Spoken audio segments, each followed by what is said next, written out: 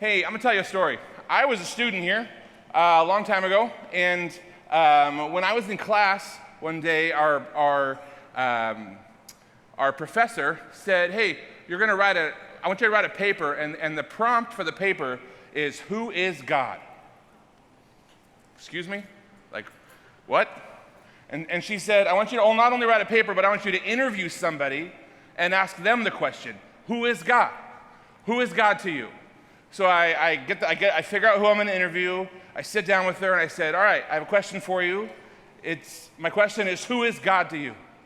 And she looked straight at me and she said, God is God. That's cheating, right? You can't say that. A tomato is a tomato, right? You just can't say, God is God. And she said, no, let's hear me out. She said, God is God. Nobody else can equate to him. So the only way to describe him is to say, God is God. It was the shortest paper I ever wrote. But one of my favorite books of all time is a book called I Am Not, But I Know I Am, by a guy named Louis Giglio. And Louis Giglio says in his book, the best thing about God is that he knows he is God, and if you don't know you're God, you're not God.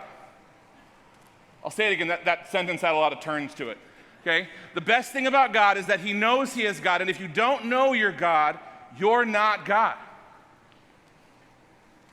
Let that settle in for a second. The stress in the room should be lifting right about now when you realize we worship a God who knows he is God. And the best thing about him is that he knows he is, and I'm not. So absolutely. In Genesis chapter 1, first chapter of the Bible, chapter 1, verse 3 through 5 says, and God said, let there be light, and there was light. God saw the light was good.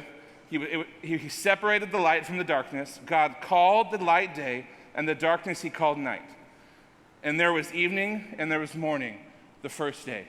I'm standing in a chapel at a private Christian college. You've all heard that before, right? How many of you have stopped and realized, and God said, let there be light? We talk about creation. God created. We think creation, we go to the shop, we build it, we have to make it from scratch. God said, let there be light. It just showed up. Anyone? Right? As it continues, verse 6, and God said. Verse 9, and God said.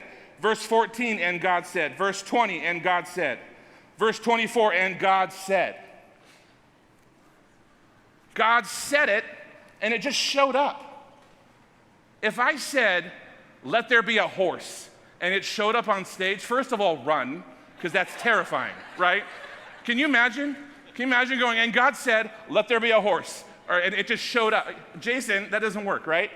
You would all, first of all, I don't know if you'd run or if you'd go, this guy knows what he's talking about, right?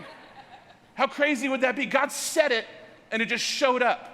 The God that we worship spoke things into existence. Let that settle in. Spoke it into existence. He said it, and it just showed up.